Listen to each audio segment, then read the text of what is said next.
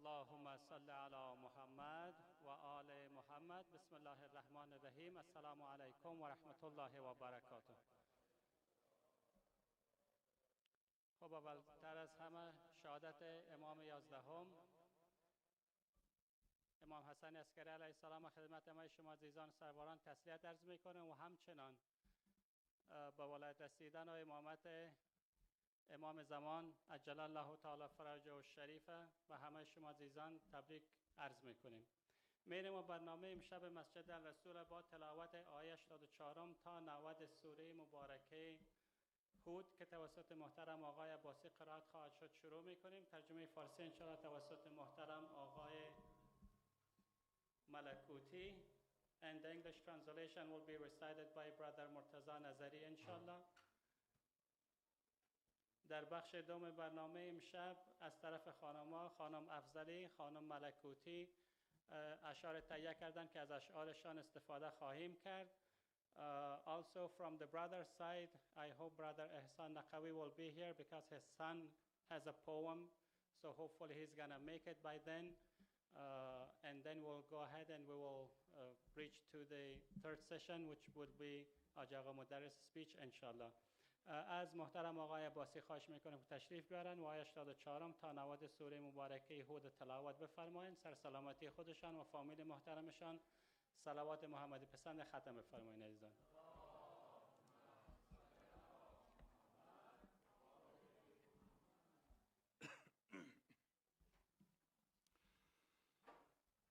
اعوذ بالله من الشیطان الرجیم. بسم الله الرحمن الرحیم. و الی مدین اخاهم شعیبا قال یا قوم اعبدوا الله ما لكم من اله غیره ولا تنقصوا المكيال والميزان إني أراكم بخير وإني أخاف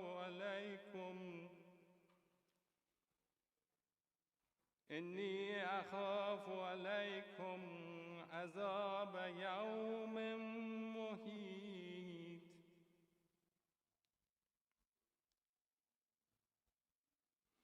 ويا قوم أوفوا المكيال والميزان بالقسط ولا تبخسوا الناس أشياءهم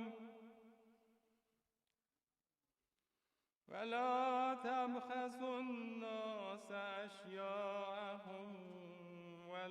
تعثوا في الأرض مفسدين. بقية الله خير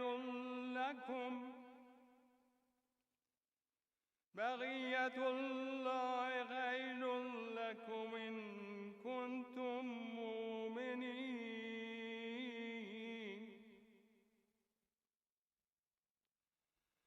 وما أنا عليكم بحفيظ.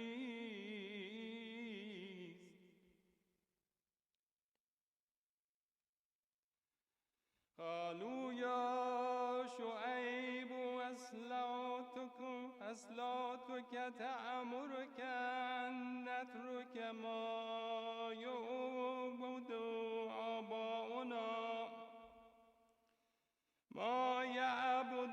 آباؤنا أو أن تفعل في أموالنا ما نشاء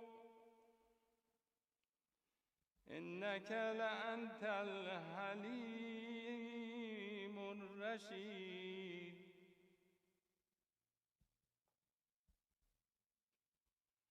قال يا قوم أرأيتم إن كنت على بينة من ربي ورزقني منه رزقا حسنا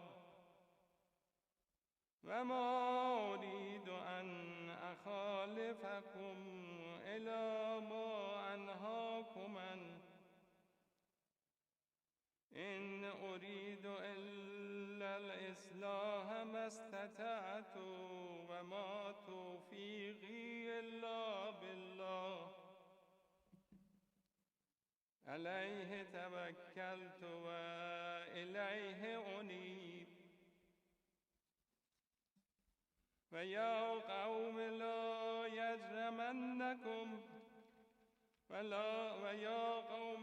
يجرمنكم شقاقي أن يصيبكم مثل ما أصاب قوم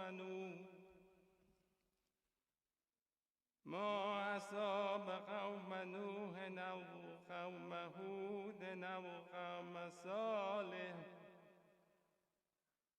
وما قوم لوط منكم ببعيد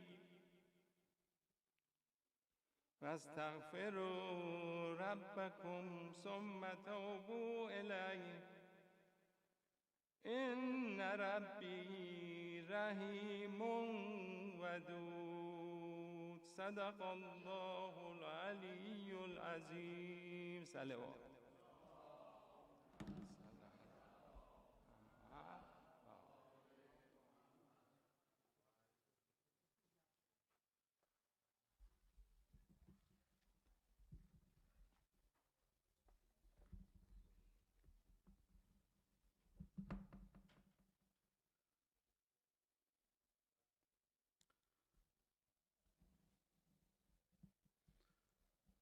پناه میبرم به خدا از شر شیطان رانده شده. به نام خداوند بخشایشگر مهربان.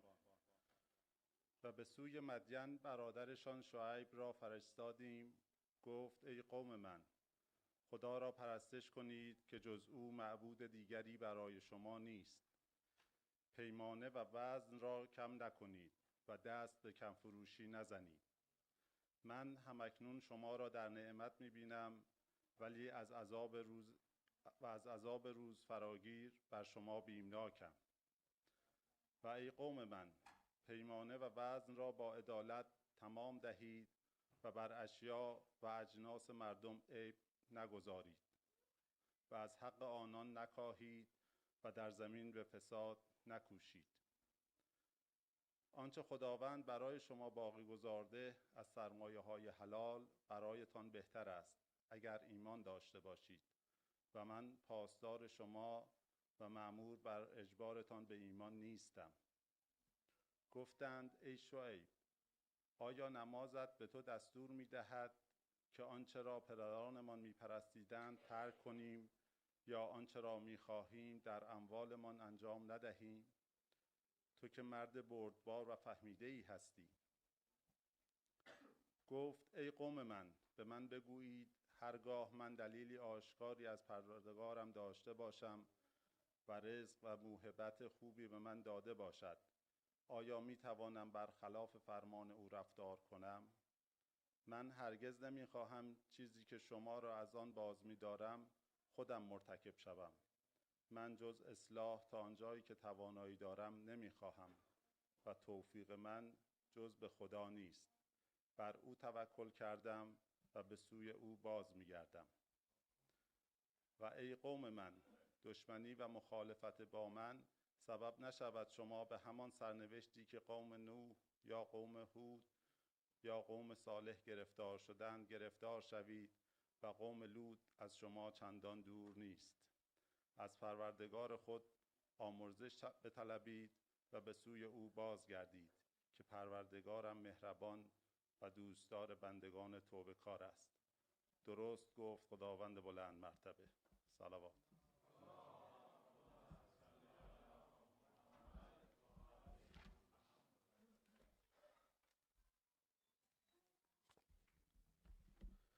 Bismillahirrahmanirrahim. And to Midian we sent Shu'aib, their townsman. He said, O my people, worship Allah. You have no other God besides Him. Do not diminish the measure or the balance. I indeed see that you are faring well. But I fear for you the punishment of a besieging day. O my people, Observe fully the measure and the balance with justice, and do not cheat the people of their goods, and do not act wickedly on the earth, causing corruption. What remains of Allah's provision is better for you, should you be faithful, and I am not a keeper over you. They said, O Shu'aib, does your worship require that we abandon what our fathers have been worshipping, or that we should not do with our wealth whatever we wish? You are indeed a gentle and sensible person. He said, O my people, have you considered, should I stand on a clear proof from my Lord, who has provided me a good provision from himself? I do not wish to oppose you by what I forbid you. I only desire to put things in order as far as I can, and my success lies only with Allah. In him I have put my trust, and to him I turn penitently. O my people, do not let your defiance toward me lead you to be visited by the like of what was visited on the people of Noah, or the people of Hud, or the people of Salih, and the people of Lot are not far from you. Plead with your Lord for forgiveness, then turn to him penitently. My Lord is indeed all merciful, all affectionate. Sadaqallahu al-Aliyyul Azim.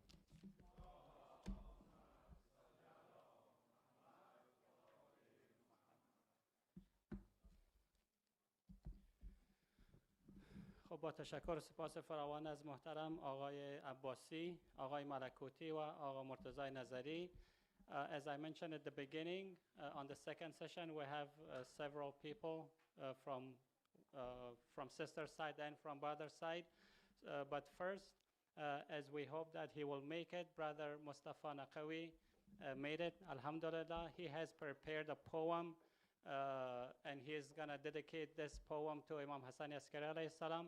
Inshallah, I ask him to come forward and present this poem to all of you for the health of Brother Mustafa and his family. Please say aloud salawat. Allahumma salli ala. Maybe put this for him here, is that okay? And he can stand here.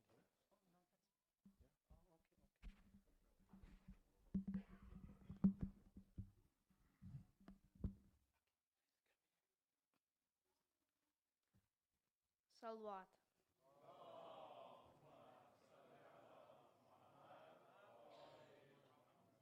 Assalamu alaikum. Today I'll be reading a poem titled Our Mawla by Imam Hassan Askari. Assalam. Assalam ya Hassan ibn Ali. Assalam to the Imam who bestowed blessing on Samra and is known as Askari. The garden of Medina yielded yet another fruit, the loins of Ahmad and Khadija nurturing the 11th Masum, Abu Muhammad ibn al-Rida, amongst his immaculate titles that only to him suit, with 3 cursed enemies, Al-Mutassim, Al-Mutawakkil, and Al-Mutaz. You impressed their tyrant soldiers in prison with your piety, fasting, and prayers, showing that only you are the real Mumtaz. The caliphs kept wild animals starving for days, locked up in a cage, yearning for flesh. Dispose of this Imam by leaving him to the beasts, said the Turkish guard behind the mesh. Hours later, in Sajda, the Imam praising Allah with lions and hyenas, obediently defending the Imam like only they can.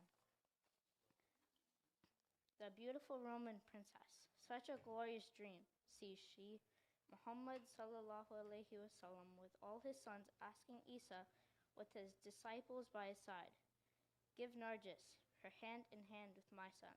His name is Hassan, a union to unify your ummah with mine. Maryam and Zahra, talking about raising the Savior, Mahdi alayhi salam. Kev khane mein bhi aapne hidayat di, aapne shi'a ko sirat al-mustaqim pe rakhna kitna mushkil kaam hai. Ye aapne Musa Kazim se पूछे, जो कैदी मशहूर है. यही भी तो आपका मुआवजा है. दुश्मनों से इतनी मोहब्बत. आपके एक अनार देने से दुश्मन भी कहने लगे, यही आले Muhammad हैं. The completeness of your faith was attained with the honor that blesses your ancestors, martyrdom namely.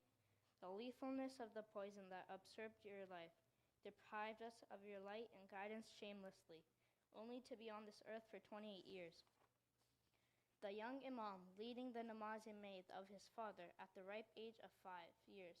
We honor, we respect your father, dear Muhammad ibn Hassan. Hasten your appearance and allow us to join you in your quest for equity, justice, and honoring Allah ya Hujjah ibn al-Hassan. Written by Dr. Sayyid Hassan Naqvi.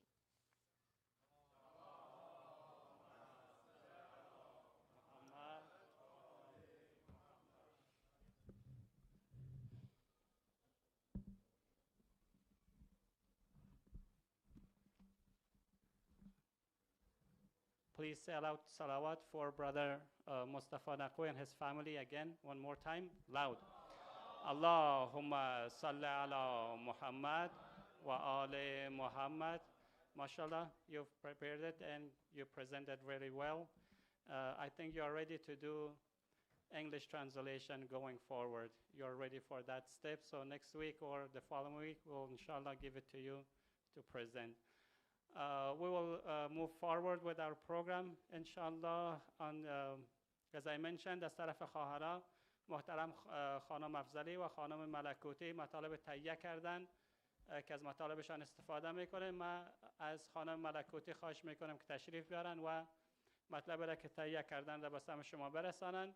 سرسلامتی خانم ملکوتی و فامیل محترمشان صلوات محمدی پسند ختم بفرمایید عزیزان.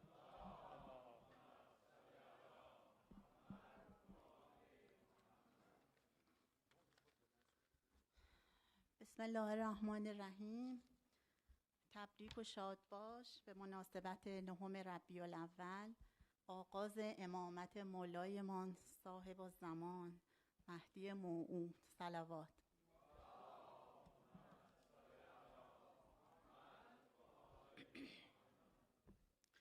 به همین مناسبت یک قطعه شعری رو براتون در نظر گرفتم که براتون میخونم. به نام خدا. تاج امامت می درخشد بر سر مولای ما، دردانه نرگس شده مجری عادل خواه ما. باید ببندیم عهد و پیمانی ز نو با عشق و جان، یا مهدی ادرکنی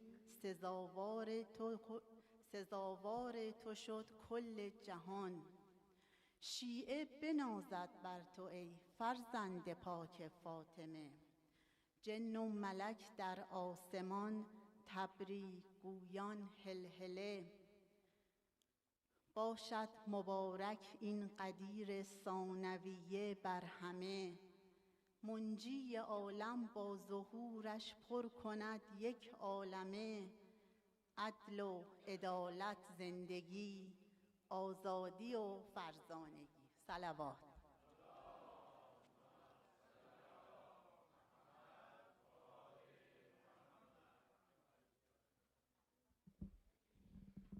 خب با تشکر و سپاس فراوان از محترم خانم ملکوتی، از خانم افضلی خواهش میکنم که تشریف بیارن و شعر را که تهیه کردن را به سمع شما برسانن.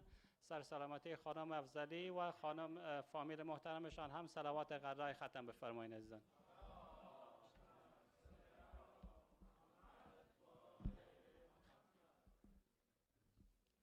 بسم الله الرحمن الرحیم.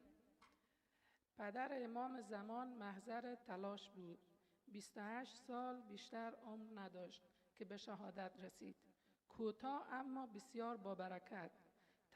تلاش‌های بی‌وقفه ایشان در این سالها شامل: 1. کوشش‌های علمی، تربیت دانشمندان شیعه. 2. ایجاد شبکه ارتباطی با شیعیان. 3. فعالیت‌های سری سیاسی. 4. حمایت و پشتیبانی مالی از شیعیان. 5. تقویت سیاسی عناصر مهم شیعه.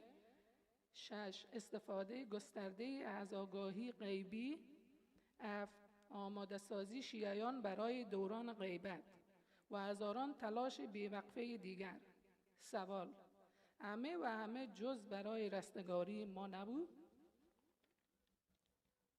با یاری فرزندت قدردانی زحمات شما هستیم یا امام حسن عسکری، اما نجات دهنده بشر از دست ظالمان. شهادتت برای ما تلخ است، اما شروع امامت آخرین حجت خدا این تلخی را به شیرینی تبدیل کرد.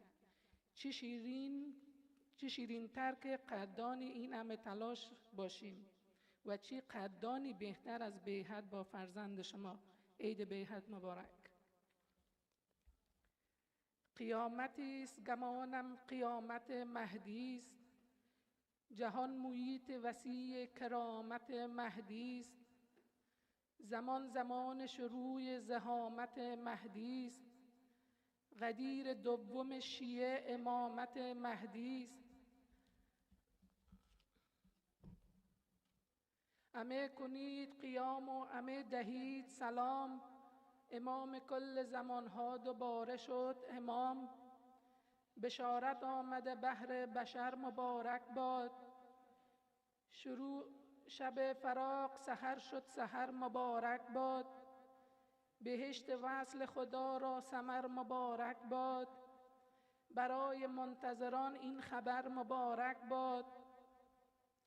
خطاب نور همه آیه های نصر شده، ولی اصل دوباره ولی حصر شده.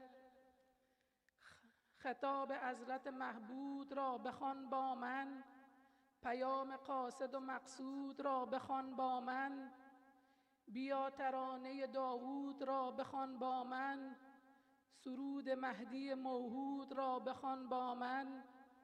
دوباره آیه جهل حق آشکار شده، به یمن وصل همه فصلها بهار شده. ز تیرگی چیزیان کوه نور نزدیک است، رهی که بود به چشم تو دور نزدیک است.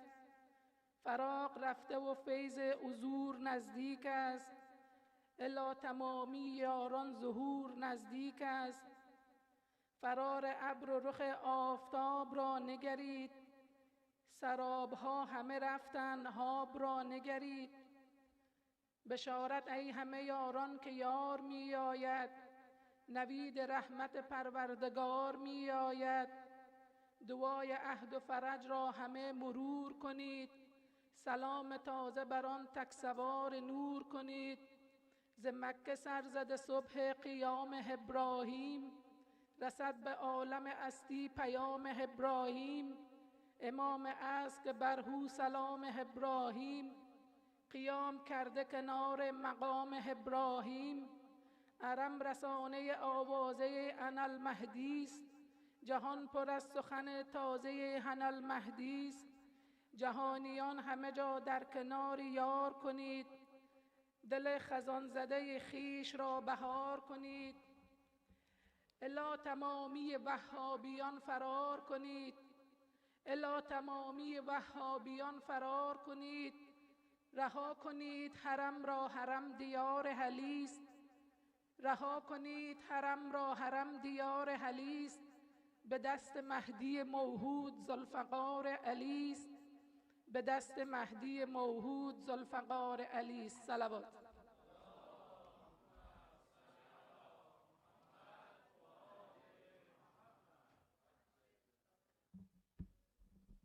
خب با تشکر سپاس از خانم افضلی و از شعر زیبایشان. We also have an announcement, a follow-up from last week about brown bag lunch that our youth are trying to do for the homeless people. This week, I asked Sister Insiana Qawi and Sister Sahil Khan to come forward and remind you of what they're trying to do again one more time. And what I'm trying to know is, do we have the funding for that or not, the amount that you guys were trying to collect. So please come forward. Salawat ala Muhammad wa ala Muhammad.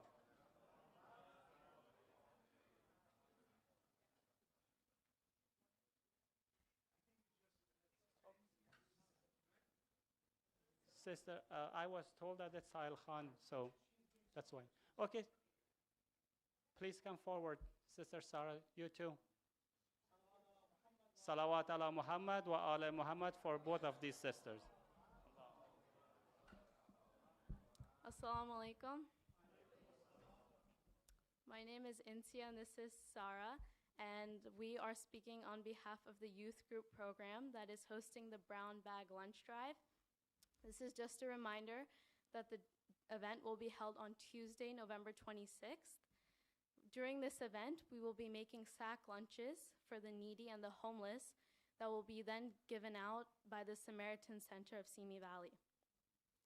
We need the help of the youth, so we need youth volunteers and we need your funds to make this event successful. Thank you to everyone who has already donated. Any amount is greatly appreciated. However, we haven't reached our minimum financial goal to make 200 lunches. I believe there is a basket that is being passed around that can collect these donations. For more information, you can look at the flyers that are posted around the masjid. And if you would like to sign up to become a volunteer that day, you can talk to Sahil, Ziba, Sarah, or myself. To reiterate our purpose for having this event, it's to involve the youth of our community as well as to lend a helping hand to our neighbors who are less fortunate. If this event is successful, then inshallah we will be able to develop an even better reputation for our mosque and more importantly to please Allah and the Imam of our time. Before we conclude, here's a saying from the 11th Imam of our time. Bismillahirrahmanirrahim. Imam Hassan al-Askari alayhi salam once said, "He who does not regard people does not regard Allah." Thank you for your time. Salawat.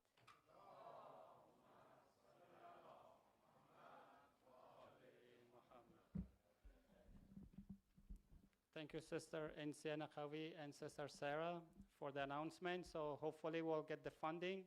It's a very good deed to do for our community, for the city that we live.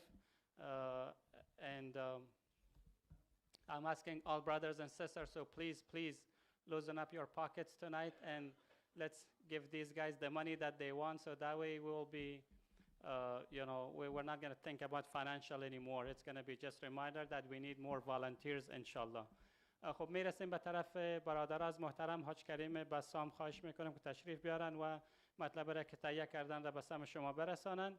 سرسلامتی محترم حاج بسام هم صلوات محمد پسند ختم بفرمایید عزیزان. اللهم صل علی محمد و آل محمد.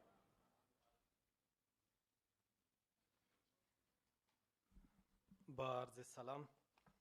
البته بنده فقط اجرای امر میکنم که به ما این وظیفه سپرده شده که این اشعار این عهدنامه را بخوانم.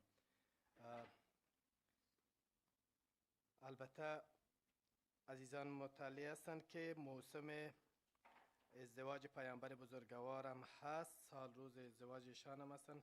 موسم وصل دل و دلبر مبارک، شادی دلهای غم پرور مبارک، به تمام خلق دو عالم جشن دامادی پیامبر مبارک. صلی الله محمد و آل محمد. و همچنین امامت منجی عالم بشریت امام زمان عجل الله تعالی فرجه شریف را به تمام عزیزان، خواهران و برادران عزیز تبریک و تهنیت عرض می کنم. انشاءالله خداوند ما و شما را از پیروان واقعی آن امام بزرگوار قرار بدهد.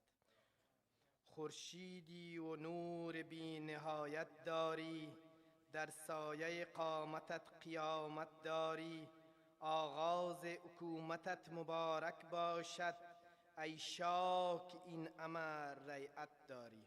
صلوات محمدی. اللهم صل علی محمد و آل محمد. و همچنان از برادران و خواهران دعوت میکنم که انشاءالله همگی به زیارت ابا عبدالله الحسین انشاءالله تشریف ببرین و از برکاتش استفاده کنین، مخصوصا در ایام اربعین، و اونجا به چشم سر ببینین که خداوند به زوار امام حسین چقدر مقام و منزلت داده. یعنی شاههای دنیا اقدر مقام و منزلت نداره که حدود 80 کیلومتر را تمام بندای خدا، حالا حساب کنین 1000 نفر است، 2000 است، 3000 نفر برای شما استاده، فقط به استقبال شما و برای خدمت شما، برای یعنی هر نوع خدمتی که بخواین. با دیدین عزیزان، حتی به اصطلاح ماساژ و حتی کفش و حتی بوتای شما، حتی اینقدر اخلاص دارن که به جرابای شما حتی احترام میگذارن. یعنی واقعا او غذا و چیزا رو خوب بگذارن که همگی یعنی دنیا باید حیرت کنه، باید تعجب کنه از این مسئله و واقعا جای افتخار است که خداوند به ما و شما اتو یک امام بخشیده که فقط به مجرد که ما اسم زوار امام حسین روی خود میگذاریم چقدر مقام و منزلت پیدا میکنیم و چقدر خداوند انشالله این ثواب این دنیاییش است. در او دنیا چقدر خداوند ثواب میده انشالله که ثواب به نهایت است. خداوند همه عزیزان را موفق بگرداند انشالله. عهدنامه که با امام زمان میبندیم و انشالله خداوند همه ما و شما را به این عهد استوار و مدائم بداره انشالله. عهد میبندم نسبت به شناخت ارچی بهتر شما اقدام نمایم و معارف و مناقب و فضائل شما را با هر وسیله‌ای که بتوانم به جامعه بشناسانم. لبیک یا امام الزمان، لبیک یا امام الزمان. عهد میبندم امر به معروف و نهی از منکر مروج خوبی ها و دستورات حیات بخش شما در جامعه باشم و در این مسیر هرگز از پای ننشینم. لبیک یا امام الزمان، لبیک یا امام الزمان. سوم، حد میبندم دوستداران حقیقی شما را دوست بدارم و با دشمنان شما دشمن باشم. لبیک یا امام الزمان، لبیک یا امام الزمان. چهارم، میدانم گناهان من اصلی ترین مانع ظهور شماست. عهد میبندم به توبه خود با سعی در ترک گناهانم هرچی بیشتر خودم را به حسن حسین ولایت شما وارد نمایم.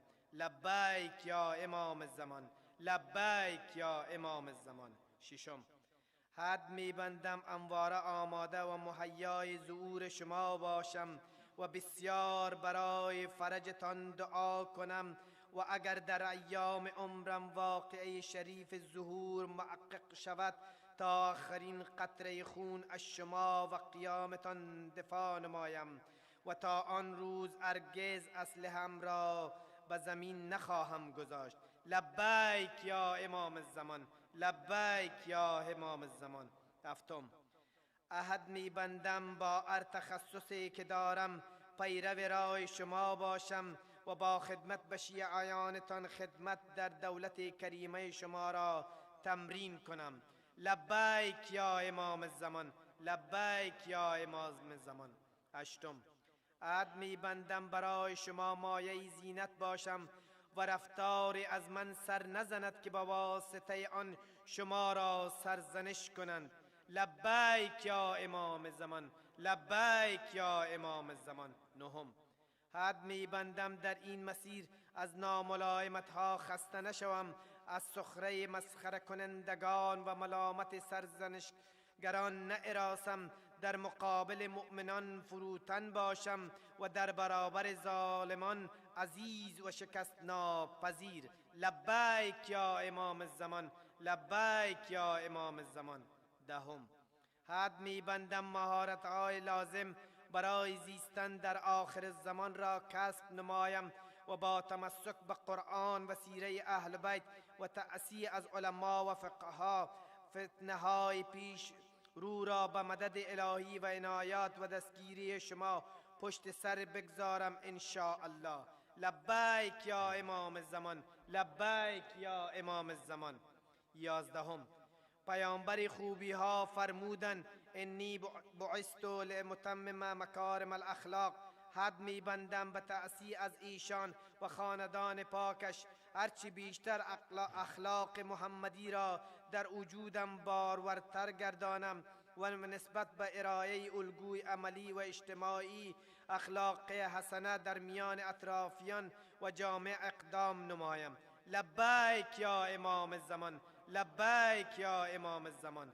دوازدهم، حد میبندم هرچی بیشتر محبت شما را در دلم بپرورانم برای سلامتیتان صدقه بدهم، به نیابت از شما به زیارت ائمه و مشاهد شریفشان بروم، به نیابت از حضرت عالی قرآن بخوانم، زمانهای را برای گفتگو با شما اختصاص دهم و انشاءالله خداوند این توفیق را نصیب من گرداند که هر صبح هم را با قرائت دعای احد و جمعایم را با شرکت در دعای ندبه پربرکت و مهدوی گردانم. لبیک یا امام الزمان، لبیک یا امام الزمان. برای سلامتی خودتان و خانواده‌تان اجماعاً صلوات.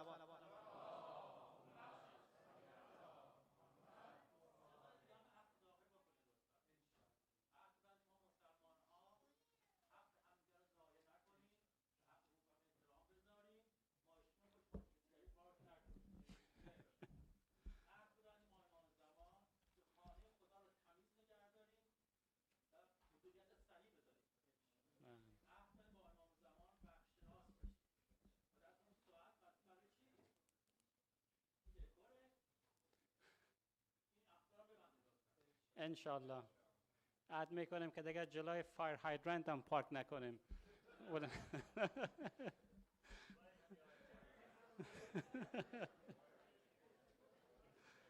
صلوات علی محمد و آل محمد.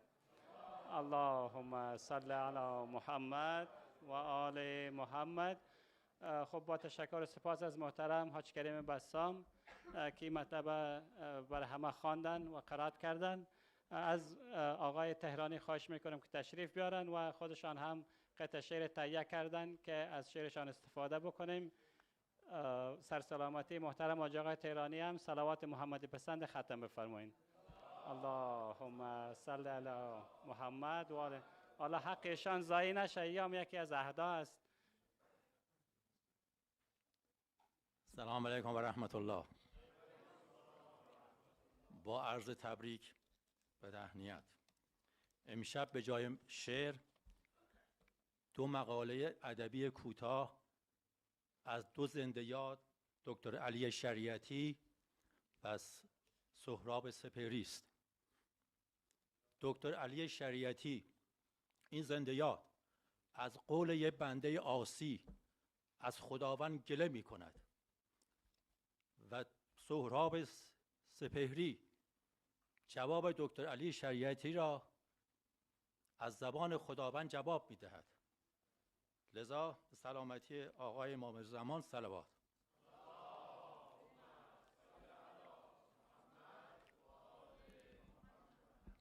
اول گله زنده یاد دکتر علی شریعتی از زبان یک بنده عاصی.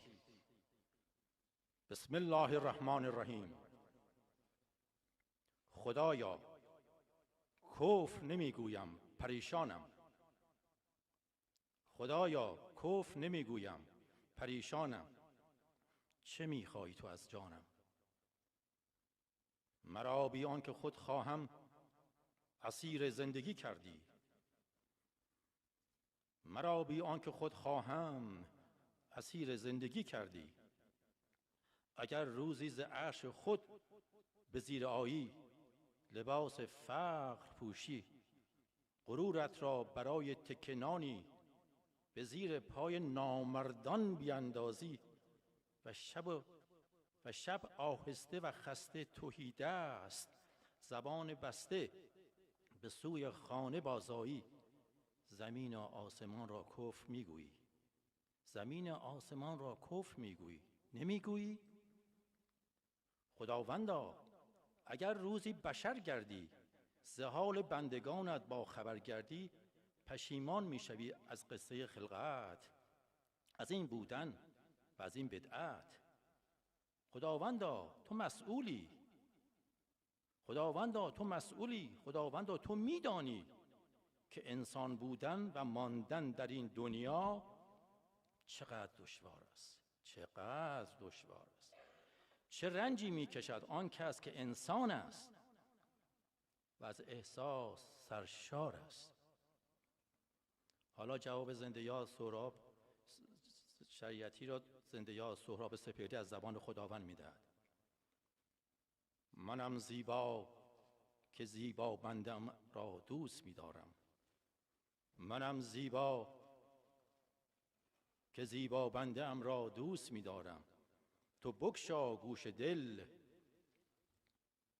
پروردگارت با تو سخن می گوید. تو را در بیکران دنیای تنهایان رهایت من نخواهم کرد. تو را در بیکران دنیای تنهایان رهایت من نخواهم کرد. رها کن غیر من را، رها کن غیر من را، آشتی کن با خدای خود. غیر از من چه می جویی؟ تو با هر کس با غیر من چه می گویی؟ تو راه بندگی طی کن عزیز، تو راه بندگی طی کن عزیز من. خدایی خوب می دانم، خدایی خوب می دانم. تو دعوت کن مرا با خود به اشکی، با خدایی مهمانم کن که من چشمان اشک آلورت را دوست دارم. طلب کن خالق خود را، بجو ما را، تو خواهی یافت که عاشق می شوی بر ما، که عاشق می شوی بر ما و عاشق می شوم بر تو، که وصل عاشق و معشوق هم آهسته می گویم خدایی عالمی دارد. وصل عاشق و معشوق خدایی عالمی دارد. تو بی زیباتر از خورشید زیبایم، تویی زیباتر از خورشید زیبایم، تویی والاترین مهمان دنیایم، که دنیا بی تو چیزی چون تو را کم داشت.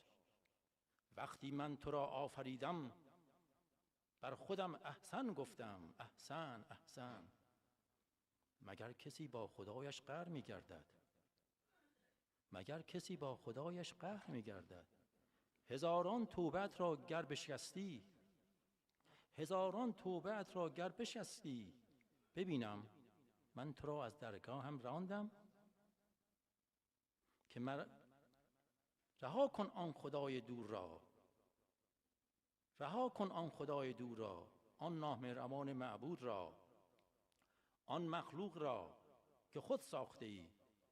این منم پروردگار مهربانت، این منم پروردگار مهربانت، خالقت.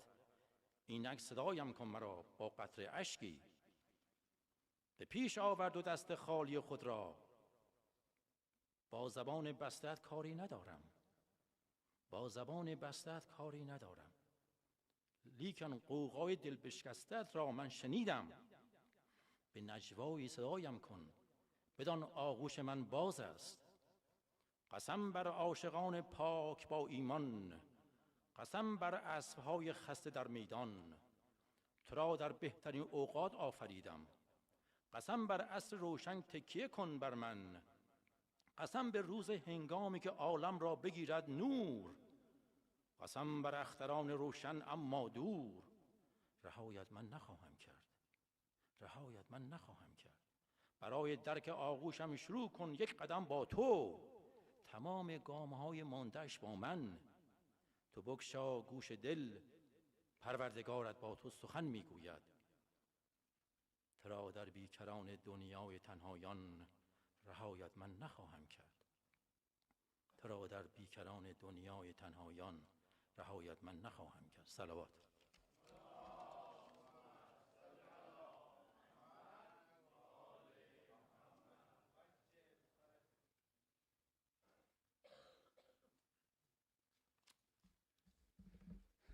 خب با تشکر و سپاس فراوان از محترم حاج آقای تهرانی، بخش دوم برنامه ما هم در اینجا به پایان میرسه. در اینجا جا داره از همه خواهرها و برادرایی که مسجد ما را از حالت محرم و سفر بیرون کردن و تمام ساین‌های عاشورا و سفر جمع کردن و برای سال بعدی گذاشتن. تشکر و قدردانی و سپاس داریم. انشالله که خداوند بهایشان اجر بدهد. Our second session has done at this point. After a few announcements, we will listen to Hajaga Modarres' speech. Hajaga Modarres' speech's title for tonight is Human Right in Islam. But before that, please see Brother Zia Amili and Brother Saeed Razak and pay your monthly donations, my brothers and sisters. One. Second, tomorrow our Islamic school will be open 9:30 to 2 p.m. Please make sure that you bring your students timely. And also please make sure that they don't bring any toys to school. This is a school, so please make sure that first of all they have all their backpack, their supplies, and then they're not bringing any toys to school, especially those kindergarten ones. With that being said, our next week's program will be emailed to everyone on Tuesday, so please check your inbox for the next week programs. And we're located in a residential area. Please make sure that when you're leaving Masjid, please make sure that you keep noises down as much as possible. We don't want to bother our neighbors around us. We want them to be happy with us here that we're their neighbors, so please be mindful of them. As I mentioned, Ajay Modarres' speech's title is Human Rights and Islam, and we will listen to his speech right now, inshallah. از محترم میریم و از معذرت الاسلام و المسلمین آقای مدرس استفاده میکنیم. صلوات علی محمد و آل محمد.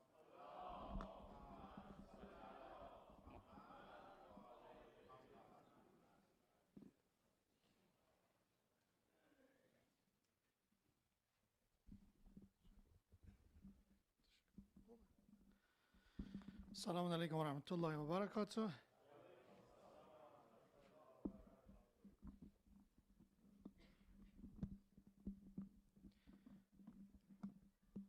For the honor of our 11th Imam, Imam Hassan al-Askari alayhi salam, and his son, our living Imam, Imam Mahdi, recite salawat ala Muhammadin wa ala Muhammad.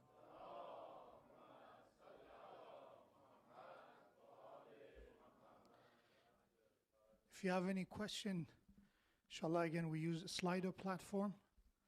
So you can go to a Slido app or your web browser, and then the code is 1214. 1214 is the code for Slido. And inshallah, at the end of the speech, I'll look at the questions. If you have any question related to the speech, or if it's a question that you have in mind, maybe a suggestion for a topic that you have concern about, inshallah, post your question. I'll do my best to answer based on the time that I have. May Allah subhanahu wa ta'ala give us the tawfiq to recognize the truth, to follow what is right and what is haqq, and to give us the ability to maintain and continue withholding our beliefs, our aqidah, and inshallah give us the tawfiq to live a life of a mu'min with the salawat ala Muhammadin wa ala Muhammad.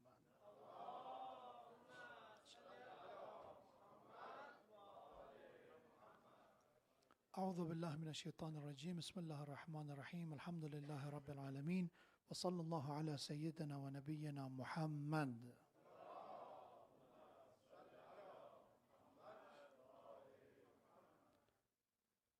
وعلى أهل بيته الطيبين الطاهرين المعصومين المكرمين سيما بقية الله في السماوات والأرضين. قال الله تبارك وتعالى في القرآن الكريم وقوله الحق وهو أصدق الصادقين ونريد أن نمن على الذين استضعفوا في الأرض نجعلهم أئمة ونجعلهم الوارثين صدق الله العلي العظيم.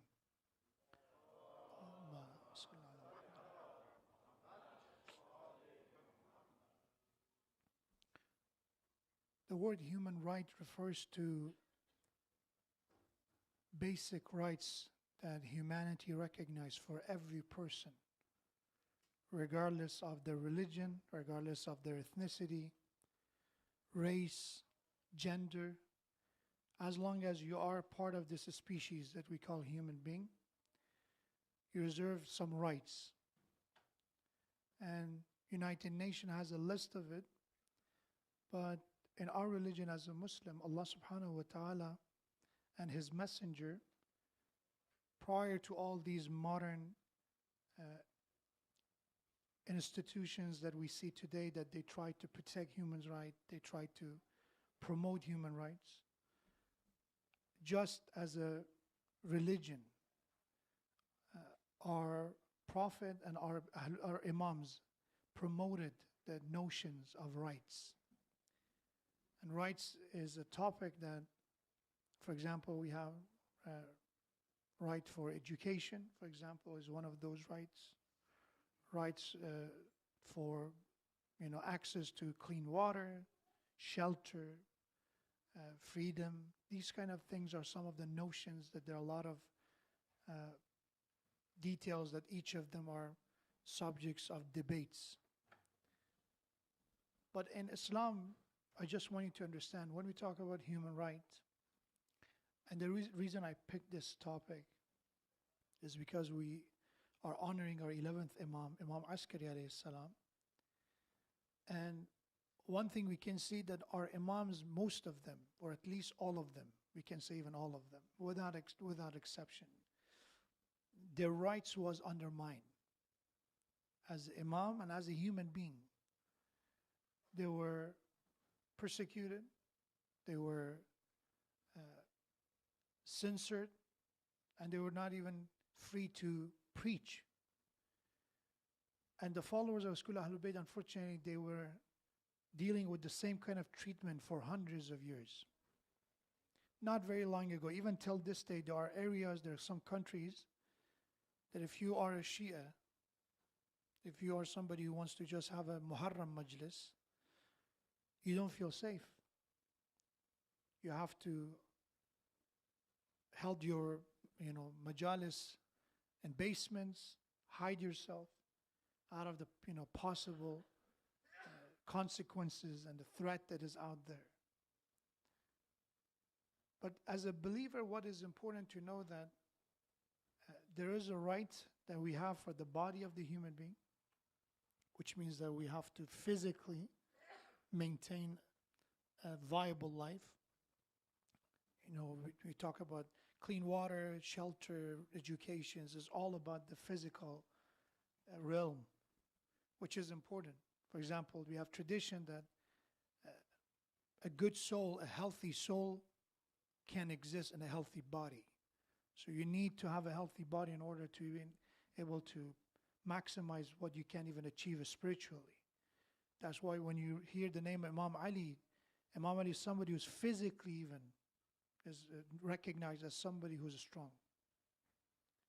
There are all of the 12 Imam, even the Prophet, physically there are people who are not only focusing on their spiritual transformation and self-building, but they also even their physical health as well. For example, about the Prophet, we have that Rasulullah used to, if he was, let's say, if there were chickens or birds, that it was not like our time that there is a store that you go and you shop. People have to go and get the chicken and you do it everything yourself. So we have that Prophet used to go and keep the chicken in quarantine for 3 days before slaughtering it and before eating. That shows that even Prophet had kind of a quarantine time for every animal he would choose to eat. When it comes to his clothing, we have that Rasulullah used to boil water and then every few days wash his clothing in boiling water, because today we have all these chemicals that we use for washing and purifying and cleaning our attire. By the time of the Prophet, the closest option to make sure it's kind of fighting against the possible diseases at the time was boiling water and washing your clothing like that. Or when it comes to perfume, we know about that the Prophet was very well known to use perfume, right? That physical appearance matters in our religion. We cannot say it's just about your soul, your akhlaq, your manners. It doesn't mean how you look. It doesn't mean how you dress, how you basically present yourself. But in Islam, in addition to zahir, in addition to what is on the surface, we have ruh, we have soul. And that's what's important to talk about, the rights of the soul as well as the rights of the body. And that's something that United Nations is not capable of doing it because it's a very personal matter. When it comes to access to clean water, sometimes it needs a government to take the initiative, right? For education, you need sometimes, maybe the involvement of different organizations in order to provide that kind of access. But when it comes to the soul, it is an individual journey, mostly. That one person has to, for example, when we look at the rights of the soul, Imam Sajjad alayhi salam has the Risalatul Huquq, right? The rights, the treaties of rights. And that Imam talks about the rights of your eye, the rights of your ear, the rights of your hand. And they're not something that you can enforce. It's something that you have to individually, personally enforce it yourself. Let's say if the rights of your eye is to use it and, restrain it from certain scenes, it's not something you can do. Yes, there are some way that in a level of society you can make some rules that, certain nudity cannot be presented and all that. But more than that is about an individual efforts for that person to make that decision.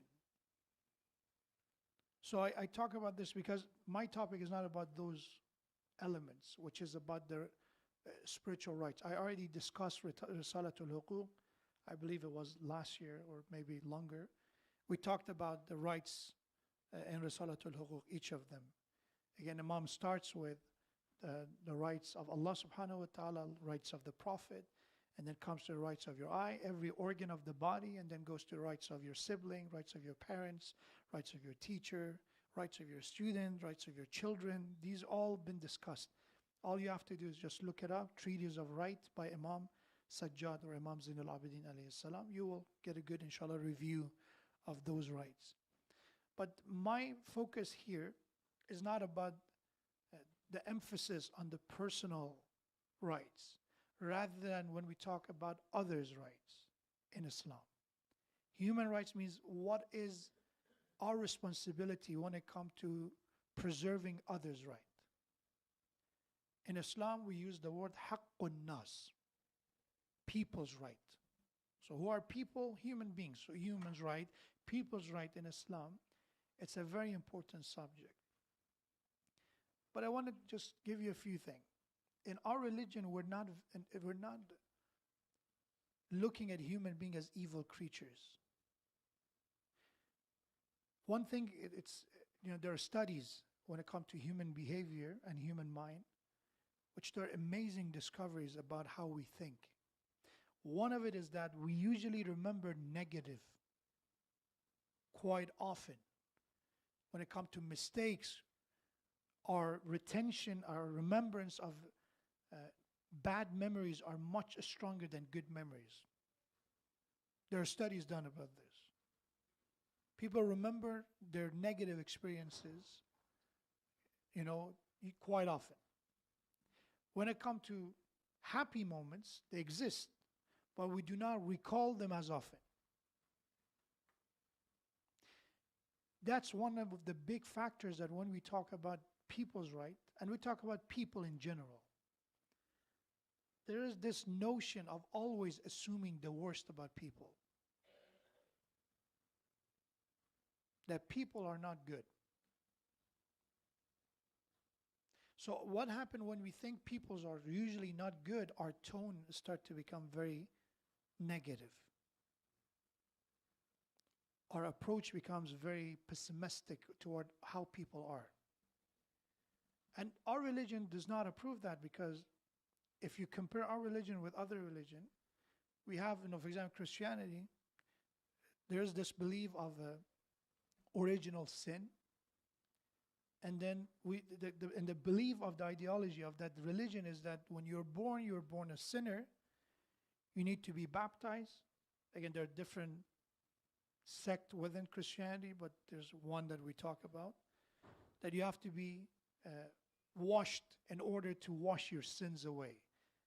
A child, an infant who's just born, is a sinner, and you need to be purified. As a Muslim, I want you to remember this tradition and this ayah in Quran. Quran says every human being, when they're born believers. By nature, inherent nature, they are believers. Means you treat them like a believer. Doesn't matter what was the religion of their parents. Doesn't matter. When a child is born, they're born فِطْرَةَ اللَّهِ الَّتِي فَطَرَ النَّاسَ عَلَيْهَا. They are born with that inherent nature that is appealing to God. And then Prophet added a tradition saying that every child, when they're born submitted to Allah as well. And that's the environment, basically the nurture that makes them change and go to different path. So we believe every human being is good by nature. We're not evil creatures. Remembering that, it helps us that when we see other people around us, they make mistakes the same way we make mistakes. But one issue is that we don't quite remember others' mistake. It's always much easier to remember what others did wrong than remember what I did wrong. Why is that? Because in order to look at your own performance and your own actions, you have to think. But to judge people and to pass a judgment on others, you don't need to think. You just look and then you shake your head. That's it. If we say it. Sometimes we don't say it, but we think it. Oh, they're losers, right? We have so many labels for people that we don't like, and their labels come from the way we think. So I said this. That's the reason we undermine other people's right easier. Because when we consider others not good enough, then when you hurt them, it doesn't matter as much. They deserved it. So I doubt anyone here who never watched a movie in their life. Again, I doubt it. I hope I'm not generalizing, but I assume everybody, watched one movie at least in their life. The reason I say that because a lot of these movies is always about usually the hero and then you have the villain, right? And usually when the hero go and start hurting the villain, nobody says, oh, why they're hurting the villain. He or she is a bad person, they deserve it. You can do whatever you want with them, they're bad. They deserve it. And this is a very, very, very complicated path for adults. This is a topic for adults. For kids, it's, they see things simple. Good people, bad people. You cannot explain to them a lot of, intricacies of the relationship between that. There's a gray area. Not everything is as black and white. But for adults, we have to understand that even when it comes to somebody who is not good, undermining the rights is not going to be justifiable. Is it clear what I'm trying to say? If somebody is a bad person, that you assume that they're bad for whatever reason, to undermine their rights is not permissible. That's why you remember last week, this is related to my last 2 weeks topic. Anybody remember what we talked about last week? If you don't remember, I'm going to, inshallah, give you a quick recap. It was about the importance of trustworthiness and truthfulness. Remember, we talked about honesty and truth, being trustworthy, amanat and sadaqat. And that the tradition is very clear that when somebody trusts you, doesn't matter if they're corrupt or not, doesn't matter if they are a sinner, they could be very, very, evil in your definition. If they trust you, you have to return their trust. You have to fulfill your promise, even if they're not good people. Ada'ul amana means return people's trust. Now, and the continuation of the hadith is birran kana aw fajir. They could be good people that they trusted you with something. They could be evil and corrupt people, but you have to still return their trust.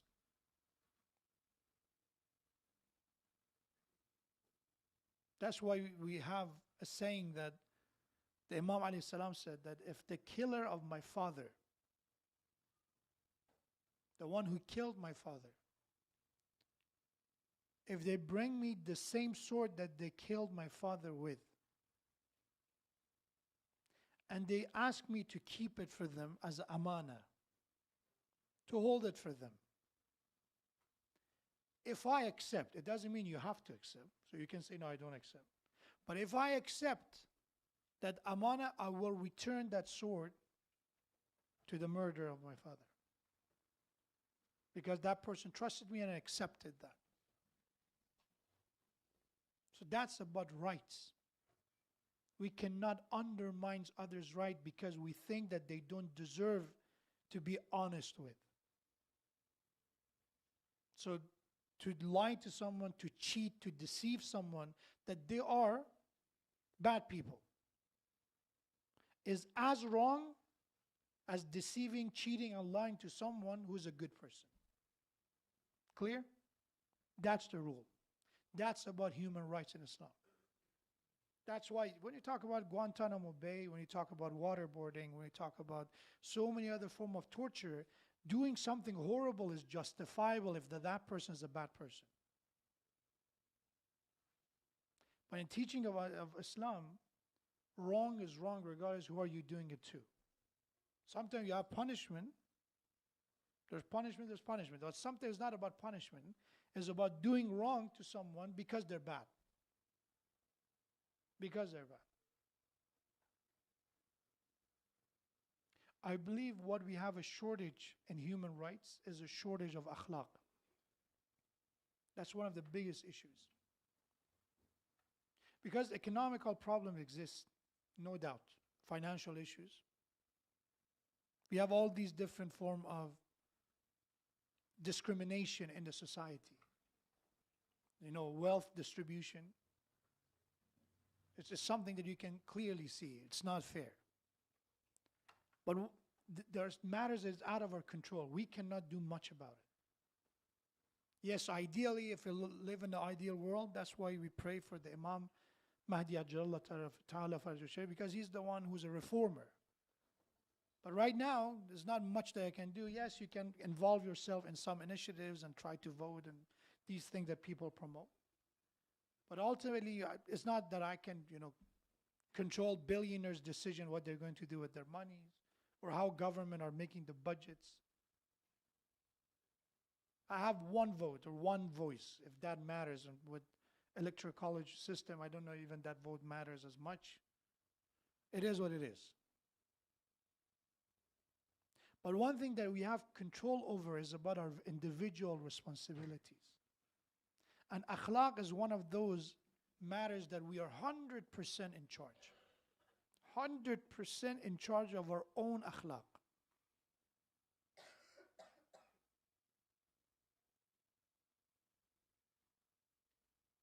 یک داستان بگیم میگن که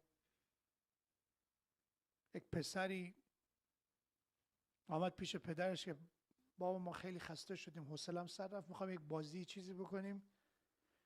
پدرم سرش شلوغ بود، یک روزنامه کنارش بود، یک نقشه یک کشور بود، مپ یا نقشه بود.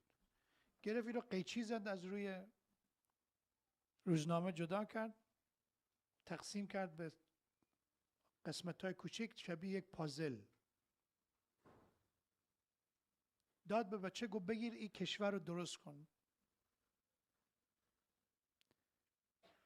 ادامه داد، مشغول کار خودش شد. پسر یک دقیقه نشد آمد گفت بابا درست کردم. پدر متحیر شد که این نقشه رو ما جدا کردیم، این نقشه که به این راحتی این از کجا فهمید؟ پسر ما نکنه نابغه است که ماشاءالله همه پدر و مادرها فکر میکنن بچه‌هاشون نابغه‌ان، خدا حفظشون کنه، انشالله که هستن. گفت پسر جان چجوری به یک دقیقه تو سریع درست که از کجا فهمیدی که این قسمت ها رو درست به هم بچسبانی؟ اولادا و پسرها اکثرا، منظور اطفال، دروغ نمیگن، دروغ یاد میگیرن. دروغ چیزی که ما یاد میگیریم، طبیعی نیست. راستشو گفت بابا جان برگردان، توی رو که برگردان، گفت یک تصویر یک آدم بود پشت این نقشه. ما اون تصویری که به هم دیگه چسباندم و پشت طرف دیگهش نقشه درست شد. این داستان رو به عنوان یک استعاره، یک مثال، یک نمونه میگن که اگر انسان ها درست بشن دنیا هم درست میشه. اگر آدم ها خودشون که چیزی که در دست خودشون هست درست بکنن، او دنیا و کشور و منطقه هم درست میشه. درد ما همیشه اینه که به بقیه کار داریم. بازم میگم به بقیه کار داشتن ما خیلی زیاده. ای که میگیم حقوق دیگران، حقوق دیگران درجات داره دیگه. یک حقایی که مثلا ما آشنا هستیم، مالش رو احترام بگذاریم مثلا. اما یکی از اون حقایی که ما خیلی زائل میکنیم آبروی مردمه. که انسانی آبروی کسی رو ببره این حق دیگه. فقط آبرو بردن که گناهش عظیمتر است از مال از بین بردن. چون مال رو میشود انسان جبران بکند، آبرو رو بعضی وقتا مثل آبی که از جو برود بر نمیگردد. و اما حدیث وجود امام عسکری فرمود کسی که عیب شخصی رو در خلوت بهش بگه میشود چی؟ نه عیب کسی رو در خلوت به خودش بگه او رو بزرگ کرده است. امام عسکری فرمود شما عیب کسی رو در خلوت محترمانه به او بگین، باعث میشین او رشد پیدا بکند، عظمت پیدا کند. همون عیب رو جلو جمع بگین میشود چی؟ تحقیر. او رو خرد کردین. برای همین است که در دین ما حق مردم فقط به جیب و فقط به مال و فقط به وقت نیست، از وقتا به آبروست. برای همین است که ما از حقوق مردم، مثلا موضوع صحبت ما امشب حق الناس یا حقوق انسان هاست و همیشه ما دنبال حق خودمونیم. آخه طلبکاریم همیشه. یکی از علما حرف قشنگی زد. یکی از علما رو من داستانشو یک بار گفتم، خانومش خیلی اذیت میکرد او رو. بعد یک روز آمدی خانم در رو باز کرد، وسط درس شروع کرد به فحش و ناسزا به این استاد، به این روحانی. و ایشون ساکت سرش رو انداخت پایین تا ایشون هر چی که میخواست گفت رفت. حالا چه ناسزایی میگفت این بنده خدا، خانم ایشون مشکل مثلا روحی روانی داشت، آدمی بود که مشکل داشت. بعد شاگردا گفتن استاد ما میشناسیم شما رو، چند سال شما با این خانم مشکل دارین، بالاخره خیلی هم صبر کردین دیگه، حالا برین دنبال زندگیتون. چون حالا نامشون نمیبرم، از علمایی که تا همین چند وقت پیش زنده بود ایشون جواب داد که پدر خانم من از دنیا رفته، کسی رو ندارد. اگر ما هم جدا بشیم این همسر ما خدای نکرده به مشکلات و فقر و اینها برمیخوره. خدا خواسته است که ما اینجا صبر رو تمرین بکنیم، صبور باشیم. شاگردا گفتن استاد شما وظیفه شما نیست. یعنی شرعاً وظیفه نداره دیگه، انسان واجب که برش نیست دیگه. بهش یک جوابی داد که او جواب رو ما و شما کاش یاد بگیریم. گفت آقا ما انقدر بدهکار خدا هستیم، انقدر بدهکار خدا هستیم، اینجور کارهای ما یک ذره از اون بدهکاری ما رو پیش خدا جبران کنه. نه اینکه استاد حالا باشد مقام ایمان ما رو بالا ببرد، ما صبر و تحمل کنیم، ما اینقدر ما بدی داریم، این صبر و تحمل یک ذره از اون بدیهای ما رو پیش خدا جبران کنه. ما طلبکار بودنمون از همین است. فکر می‌کنیم الحمدلله ما که خیلی خوبیم، دیگران باید اصلاح بشن. چرا دیگران درست نمیشن؟ چرا دیگران انقدر شیطان صفتن؟ در حالی که آقا مثلا میگم، من بارها گفتم بله انشالله ما انقدر میگیم، انقدر یادآوری میکنیم تا انشالله اول خود ما بفهمیم بعدم بقیه. ولی ضمانت این نیست که بقیه تغییر پیدا کنن، ضمانت خود منم. حالا آیا من بی‌نقصم یا نه؟ و بعض وقتا صبر و تحمل ما جبران میکند کوتاهی های ما رو. So in our religion, it's, for example, I give you a basic thing. You know, our children's right is something people don't even know about. I mentioned it before. If somebody punished their child, we're talking about physical punishment. This is, if you ask right now in Islamic law, Tawzi'ul Masail, Maraja, they tell you. Because it's something is in tradition. If you punish your child to a degree that it causes bruise, it causes a form of bruise on the skin, it makes the skin red. So let's say you, God forbid, slap them or hit them. If it causes redness on the skin, you have to pay diya, penalty, to the child. The father or the mother, you have to pay diya. آماده باشین که بعد پیسا رو بدین انشالله. Prepare yourself. But this is Shari'i rule. If you slap your child or hit your child, if it causes redness, inshallah, you have to reconciliate, talk to them, settle it down. This is Shari'i. If it causes redness, the diya for it is 1.5 mithqal. When you convert it to gram, it's 7 grams of gold. Which I just was looking it up how much gold is today. It's roughly around $400. That's if only it's caused redness. Now if it's, God forbid, severe, that after the redness, it leaves the bruise. If it turns black, then it becomes multiplied. It becomes worse. This is the haqqun nas. And if somebody had it, they have to settle it with it. You cannot give a candy to your child and they say, okay, it's fine. If they said this is your right and they say we forgive, which I think, alhamdulillah, most of your children will forgive it, then you're fine. You're in the clear. God forbid about physical abuse with your spouse. That's, similar rule applies even there. And the punishments, I talked about it. If somebody hit their spouse, Prophet said, in the day of judgment, Allah will make an angel responsible that they have to be strike for the same. This is diya time in the day of judgment. There will be strike that their scream will be heard by all the people in the day of judgment. This is about rights. But it's difficult to talk about for some people because it's much easier to talk about others. There's always, I was oppressed. I was oppressed, they hurted me, they wronged me. It's not about others. And do not consider ourselves in the clear. I finish with this hadith. This is definitely with this hadith I finish.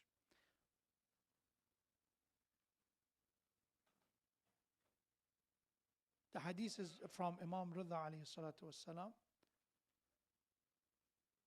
which when you talk about the sign of a true believer, so who is a wise person, who is a true believer, the Imam give a list of the qualities, and then it said one of them is that you do not consider yourself safe from misguidance. Do not give yourself a pass. Have that awareness that I could, God forbid, be one of the bad people. It's a possibility. I could do my namaz al-shab. I can do my, wajibat. And next to that, I could still do haram. It's a possibility. But is that form of haram that I'm not aware of? If we love our religion, if you love our Prophet, if you love Quran, if you love Ahlul Bayt, and if you love Imam Mahdi. Our akhlaq, our manners have to have an indication that we follow them when we love them. That should be the sign. When I talk about akhlaq, how patient we are, how much we lose our control, how forgiving we are, how merciful we are, how fair and just we are. These are akhlaq. And even as a basic as the way we look at people, the way we look at people, it could make a difference. خواهران من، برادران من، باز هم مجددا میگویم که نگید نگفتم روز قیامت خداوند ما رو مقصر در مورد نگفتنش قرار ندهد. مواظب زبان باشین، مواظب چشم باشین، همه جا بخصوص در خانه خدا، بخصوص در خانه خدا. شما اگر کسی خانه شما آمد پلوکه گفتین، پلوکه در زبان حالا دیگه زخم زبان یا حرف درشت، خانه شماست، اشتباه کردین ها. شما به عنوان صاحب خانه نباید مهمان رو برنجانید، ولی اگر انجام دادید در چارچوب حق شما و خانه شما بوده. اما در مسجد اگر این کار رو کردید، همونجور که نماز در خانه خدا ثوابش زیادتر است، ما داریم دیگه، اصلا نشستن در خانه خدا ثواب دارد، نمازی که در اینجا فرادا بخوانیم ثوابش زیادتر است، گناهی هم که اینجا انجام بدیم عظیمتر است. هر جوری بیرون از اینجا هستیم باشین، انشالله که خوب باشین، همه انشالله همه خوب باشین، ولی داخل اینجا دست و پای خودمون رو ببندیم، داخل اینجا خودمون رو مقید کنیم. چرا ما اینجا هیچ کاره ایم؟ صاحب خانه خداست، ما خادمیم. خادم دیدیم مثل اینایی که کاستمر سرویس میرن، حتی اگر طرف خریدار بیادبی هم بکند، قانون ایه که او کسی که فروشنده است چی میگه؟ کاستمر سرویس یه که ساکت باشین، we're sorry we cannot help you. دیدین دیگه، طرف میاد اصلا حقم ندارد، حقم ندارد، جنس رو زده مثلا شکسته خراب کرده، میاد دعوا هم میکند که تو چرا جنس شکسته رو پس نمیگیری، ولی او فروشنده به خاطر پالیسی که اونجا داره میگه باشه شما ما رو ببخشین. ای کاش ما برای خدا این کارو بکنیم. برای خدا مگه حقی هم واقعا نباید؟ یک کسی اصلا حق ندارد میاد آقا اصلا جای ما میشیند، میاد یک حرفی هم به ما میزند. به خاطر خدا قبول کنیم که همون جمله و عالم یاد ما باشد خیلی بدهکار خدا هستیم. حالا یک کاری میخوایم انجام بدیم، فکر نکنیم علیه بالله خدا بدهکار ما میشود. که پیغمبر خدا این همه عبادت کرد، بازم نداریم که یک بار گفته دیگه ما امشب عبادت نمی کنیم، امشب مثلا کار خیر انجام نمیدیم، ما خیلی کردیم. Inshallah that would be enough for tonight. So if I want to summarize the topic of tonight, when we talk about human rights, there's parts that is related to physical existence, there are parts that related to the spiritual well-being of human beings. There are those that they are part of the society's responsibility, and there are parts that they're individual responsibility. And one individual responsibility is our responsibility toward others' right. Do not justify people's oppression or hurting them or undermining their rights because we consider them bad people. As I mentioned, regardless how bad they are, when you undermine their rights, it's not permissible. It's not permissible.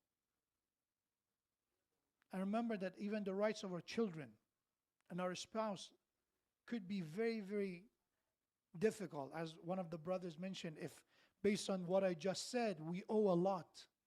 And it shows that why we should not be concerned about that. If it's a diya, if it's a right, and if I have to settle it, I have to.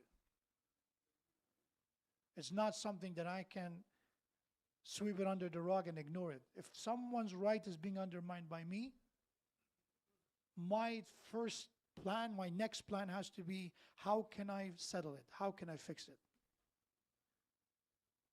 And remember that we owe Allah so much that whatever good we do, we're not going to be on the same page with Allah. وَإِن تَعُدُّوا نِعْمَةَ اللَّهِ لَا تُحْصُوهَا. You can try to catch up with blessings of Allah, but regardless how much good you do, remember there's so much good that you received in return. And that keeps us, humble.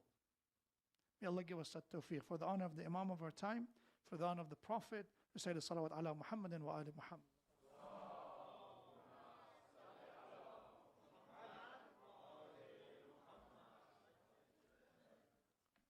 Yes. Bismillah.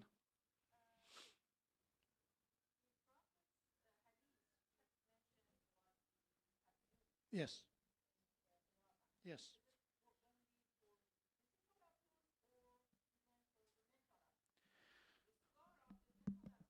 Right. Right.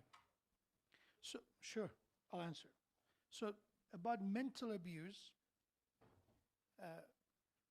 we have other traditions. This one is about physical abuse specifically, but the tradition about what we mean by it. So the word mental abuse is not being used, but for example, we have about, I tell you what mental abuse, if we want to define it, right? What is a mental abuse? Somebody help me with mental, what is an example of mental abuse?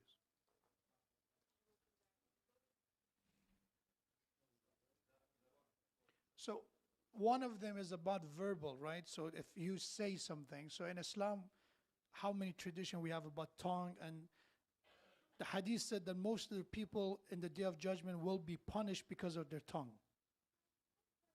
Because the tongue is capable of committing 70 different kind of sins. So we have tradition on that. Another one is about humiliating, right? So we have so many tradition about the sin of humiliation. Quran said, وَيْلٌ لِكُلِّ هُمَزَةٍ لُمَزَةٍ. So the mental, aspect of life has been mentioned in other tradition, each of them separately. So if you talk about verbal, if you talk about humiliation, what is other example of mental abuse? Let's say betrayal, right? We talk about that topic as well, right? For example, Imam Sadiq alayhi salam said, do not compare your children. He said, learn from the story of Habil and Qabil, Yusuf and his brothers.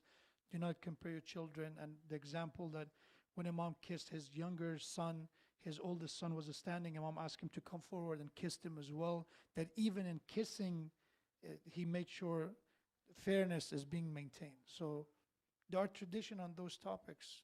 But mental, the mental state is something more than the body.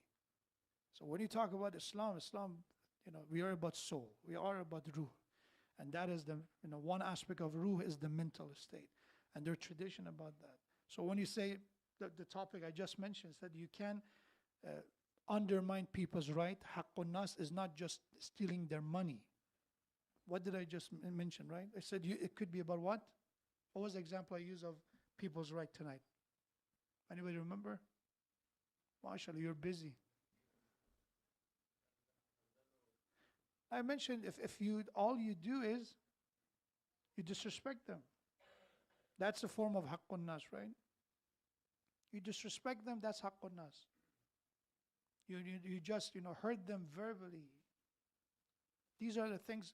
Again, 1400 years ago, Quran said, وَيْلٌ لِكُلِّ هُمَزَةٍ. I talk about that surah, the tafsir of that surah, I talked about it.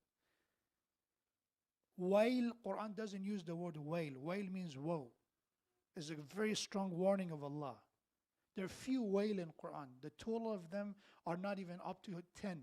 They're less than 10 wail, which is Allah's warning, woe upon them. Who are the people? Allah said one of them is wailul lil mutaffifin. Those people that in business, they trick people. They say, oh, this is the weight, this is the measurement, and they lie about it. That's one warning. People who cheat in financial transaction. Another one is وَيْلٌ لِكُلِّ هُمَزَةٍ لُمَزَةٍ. لِكُلْ means any kind of it. Woe upon any kind of humazatin lumaza. Humaza is a type of people who ridicule people. They humiliate people verbally. And another one is that they do it with their facial gestures, with their eyebrows and with their pointing and eyes and rolling eyes. This is Quran. It's a short surah. Memorize it and read it in your namaz. It's a good reminder for all of us. Woe upon those who make fun of people with their words, hurt people, make fun of them, ridicule them with their words, or even with their face. There's no reason for you to say a word and you can make fun of people, and Allah warned you. وَيْلٌ لِكُلِّ هُمَزَةٍ لُمَزَةٍ. And Allah said, you know why people led themselves to do that? الَّذِي جَمَعَ مَالًا وَعَدَّدَهُ. Because of money. As soon as they have money and they count it, as long as now I have something to make fun of. That's why rich people, whatever they do, people say it's a trendy thing, right? Celebrities do something even very stupid. Oh, it's great. If they did it, it should be something. But if somebody who don't have as much money, they do something very decent, they're being under attack for why they did it. Okay. Of course. Let me see if I... any other questions until I go to the questions? بفرمایید. ارثیه میشه اینو هفته دیگه باشه اگه ارث باشه آره انشالله من بسم الله الرحمن الرحیم. So the question will be is inheritance is a very detailed topic. Inshallah we talk.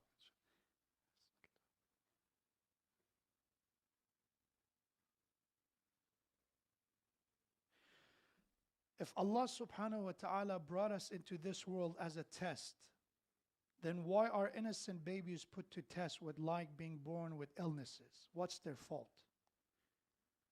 First, there is no fault. Who said that we're being tested because we're at fault? Being tested, it doesn't mean we're at fault. Secondly, it's not a test for the baby when they're ill. One thing we should not forget, Allah created the world in a way that everything affects each other. Some of the illnesses of these children is not their fault, but is the fault of, it could be because of the environmental pollution, it could be because of the parents' lack of care, it could be pregnancy issues, it could be so many things that could have been prevented. So it's not the child's fault. But one thing we know is, it's not fair test when you expect somebody with those illnesses to perform in the same level as somebody who doesn't have those illnesses. There is an ayah in Quran that everybody will be tested based on their ability.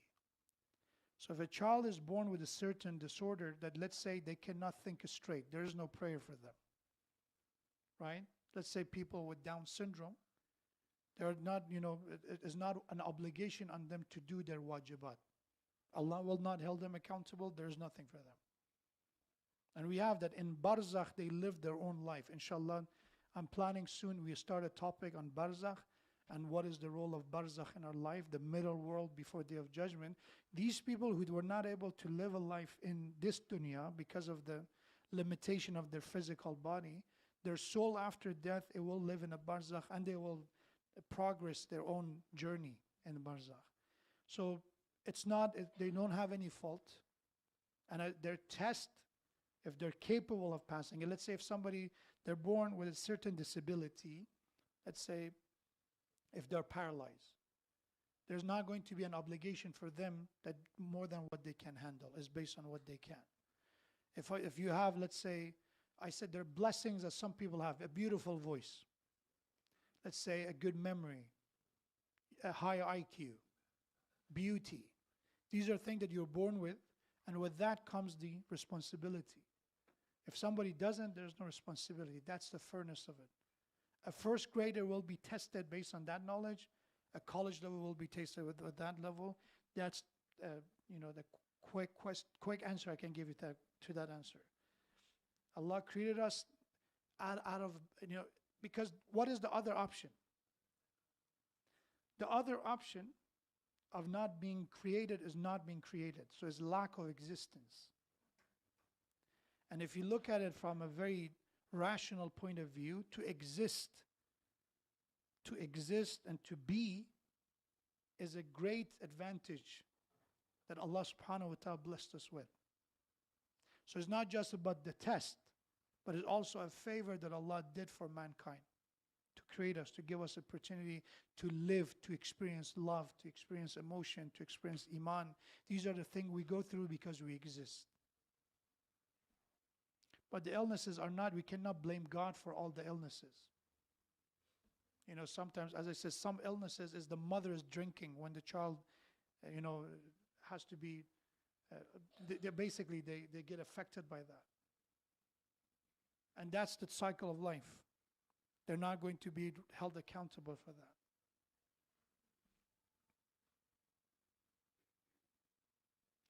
that. Every human is mortal. Then how can Imam al-Mahdi live so long? Imam Mahdi is not immortal, so it still is true. He is mortal. But when we look at Quran mentioned that Nuh alayhi salam was a prophet for 950 years. That's the exact number Quran mentioned. So if Allah is capable of giving that life to Nuh alayhi salam, or in the case of companion of the cave, they were asleep for around 300 years and they woke up from their sleep. Or in the case of other messengers of God, some of them lived over 1,000 according to Quran. It's a possibility. If he's capable of giving that life to those messengers of God, Imam al-Mahdi, according to all Muslim, Shia and Sunni, it will be the last, guide of Allah subhanahu wa ta'ala upon mankind. So I don't see any issue with it. Because we do not see a living example of something, it does not make it impossible. The same thing could be applied about Prophet Musa parting the sea. Can somebody claim today that they can part the sea? No. But it happened. So it was a miracle. It was something extraordinary. Same thing about the lifespan of the Imam Mahdi Ajallah Ta'ala Fajr Sharif. And also do not forget that we believe Khidr alayhi salam, Prophet Khidr, is also alive. And he is much older than than Imam Mahdi. Also, Quran says, and that's the belief of Muslims, that Prophet Isa was not killed or crucified. He's also alive. So you already have two other human beings who, according to Islam, they live longer than Imam Mahdi and they're alive. So if you believe in that, this is not, they are mortal. They're not immortal. They're mortal, but their lifespan is more than the ordinary people. Let me finish with this. Inshallah, I'll answer the other question. What are the best ways to get thawab after death? So what to do, what kind of legacy we have to leave after ourselves to benefit even after we die? There is a concept that's called continuous charity, sadaqah jariyah. And the Prophet said, these are the one that you can do. Number one is raise a child who's righteous, and whatever good they do, you will be included in the thawab of whatever good they do. Walad salih. Number two is knowledge. So if you write a book, if you teach people, a form of knowledge that benefits people, as long as that knowledge exists and is being used, you will get benefit from it. The third one, waladun salihun yad'u lah ilmun yantafi'u bihi an-nas.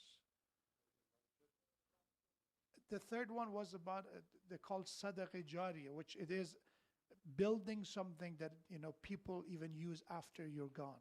So it could be build a masjid, build a school, build a hospital, build a bridge, or contribute to a cause that stays after you. Let's say buy a Quran, and as long as that Quran is being read, you will benefit from. The tradition Prophet said, if you plant a tree, and that tree benefit people with the shade or fruit, as long as that tree stands, you will benefit from that tree. So any good deed, anything you leave after yourselves, like as I said, a righteous, good family, or as I said, when it comes to knowledge. And the third one is about any form of investment.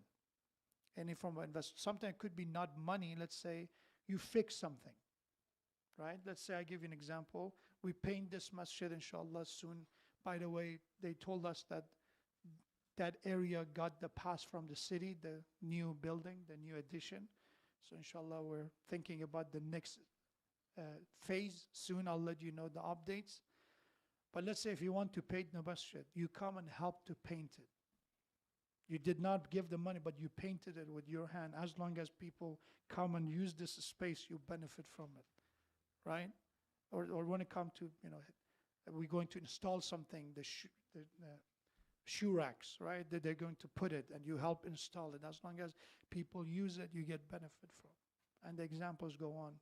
So these are some of the activities. Sky is the limit of what you can do that even after your death you will benefit from. بفرما جانم بفرما.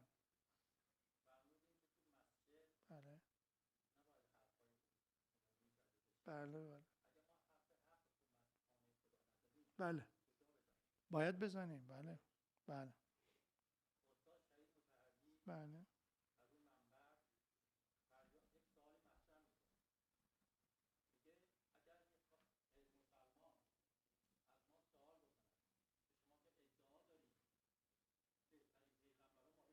بله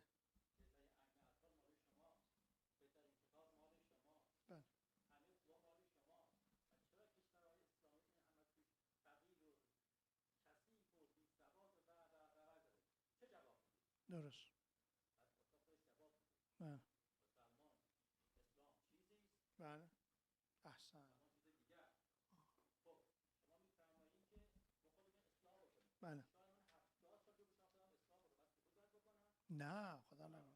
خدا نکنه. بفهم.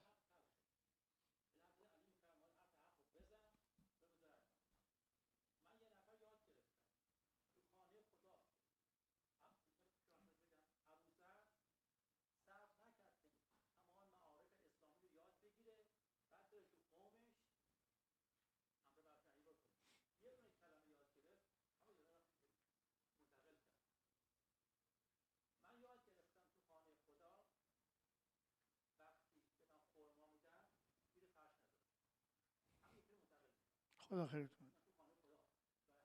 بله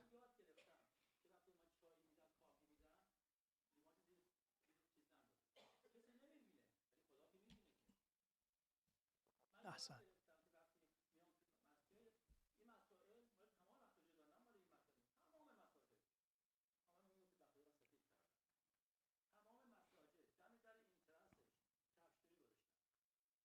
نه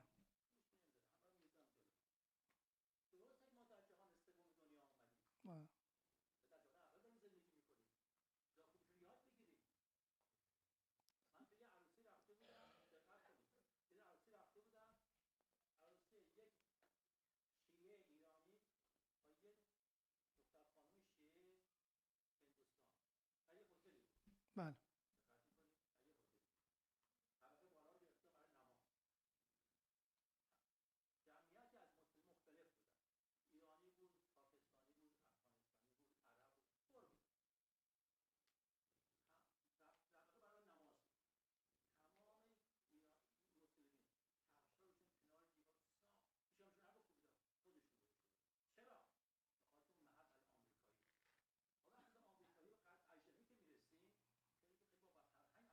صد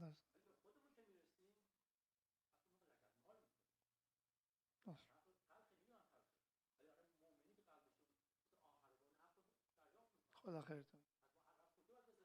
خوب میکنیم. برعکس من گفتم یادآوری باید بکنیم. نه خوب اصلا 100%. خدا خیرتون.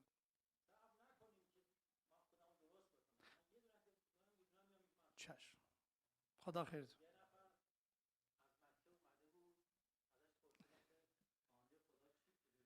بله بله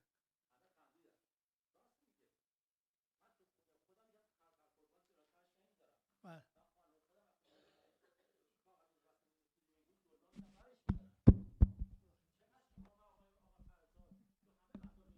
بله خدا خیرتون. الان انشالله ما میگیم گوش میکنم. الان اونم انشالله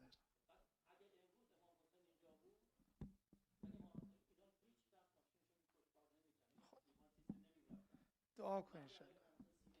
بله انشالله انشالله. خدا خیرتون.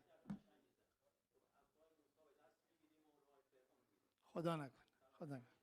اللهم صل علی محمد.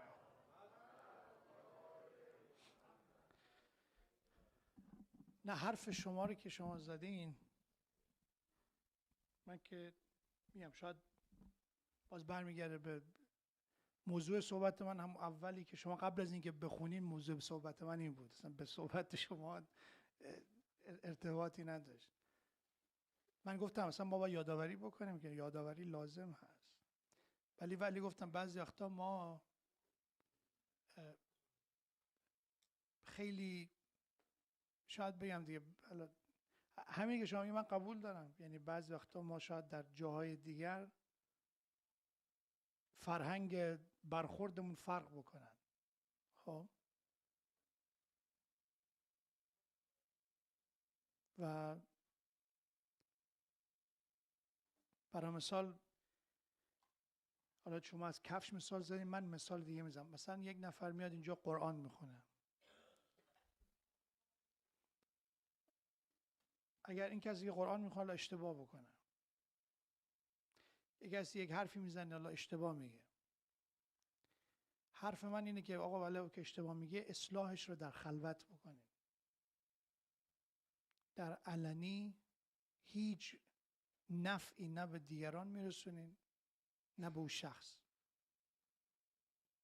اگر استادیم در خلوت بنده خدا رو یاد بدیم انشالله یاد بگیرن. حرف عیب عمومی رو همه جا میزنم. شما عیب عمومی رو که میگین، عیب عمومی رو ما نمیگیم که نگه. اصلا موضوع صحبت ما سر همین بود که باید انسان، ما نمیگیم که اگر تا شما اصلاح نشدین هیچ حرفی نزنید. گفتم حرف امام عسکری علیه السلام رو، اگر عیب کسی رو در خلوت گفتیم بهش حرمت و عزت میدین، اگر جلوی جمع اسمش رو بردین، جلوی جمع شخص رو مورد حالا عیبجویی قرار دادین، باعث میشین تحقیر بشه، خار بشه. والا عیبای عمومی همه جا هست. یک حرفی رو که یکم ما شما اختلاف نظر داریم این است که حتی فرهنگ‌های دیگه هم این مشکلات رو دارن. همین مسئله کثیفی که شما میگین جهان اولیه هم دارن، یعنی فقط مال ما نیست. من میتونم بهتون مثال بزنم، یعنی این دردی که شما میگین، شما 4th of July شما تمام میشه این پارکا جای دیدن نیست، چشم انقدر آشغال هست. یعنی حتی جای عمومی که شما میرین، حتی فرهنگ‌های دیگه هم اشتباه دارن، کامل نیستن. حالا ما انشالله دنبالی باید باشیم خوبی رو انجام بدیم، نه به جان اول و سومش کار داریم نه به دهمش.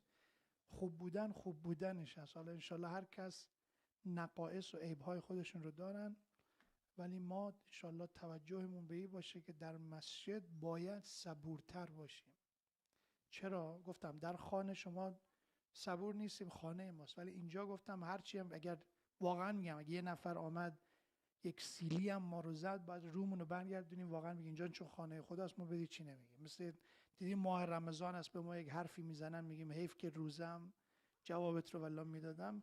خانه خدا هم بگیم حیف که مسجده والله مثلا جوابت رو میدادم. در مسجد به خاطر او از حق خودمون بگذریم. من اینو میخوام بگم، چون اگه به خاطر خدا از حق خودمون گذشتیم انشالله خدا هم نسبت به ما بخشش خواهد داشت. ما اینقدر گفتم بدهکارش هستیم، حالا با یک مقداری گذشت کردن انشالله بهتر می شود. انشالله روز به روز بهتر میشیم. حالا من میگم باید خوبیارم ببینیم. ما از روز اولی که شروع کردیم از اون 50 جفت کفشی که دم در بوده الان 20 تاش داخل کفشکن است. خب یک پیشرفتی هست الحمدلله. از مسجد از اون خرماهایی که شما میگین از هسته خرما الان از 200 تا رسیده الان مثلا به 50 تا پیشرفت کردیم الحمدلله. آره اللهم صل علی محمد و علی محمد. پیشرفت رو آدم باید بگه، پیشرفت رو آدم باید بگه، قبول بکنه. حالا یک نفری هم اگر یک باری خطا میکند انشالله با ارشاد درست، با نصیحت درست انشالله میتونه به مقصد برسونیم. Inshallah, I have the other question. I'll leave it for next week. I'll address them next week. We finish, inshallah, with ziyarah. Just one announcement. Next Friday, we will have the celebration of the wiladat of the Holy Prophet. Inshallah, we will have a prizes, we will have a game. Inshallah, it would be a very big day of celebration for all of us. So please invite everyone. Let's, inshallah, celebrate this great, important event, which is the wiladat of our Prophet, the messenger, the seal of the messengers, the best of creation. So make sure, inshallah, I'm not a big fan of being wasteful. Islamically is haram.